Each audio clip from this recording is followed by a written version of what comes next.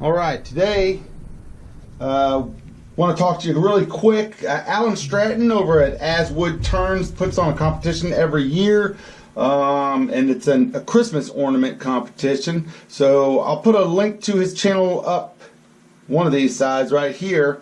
So today, here's what I'm going to do. We're going to make a ornament out of this piece of Burl and this piece of purple heart. If you want to see how I do it, stay tuned.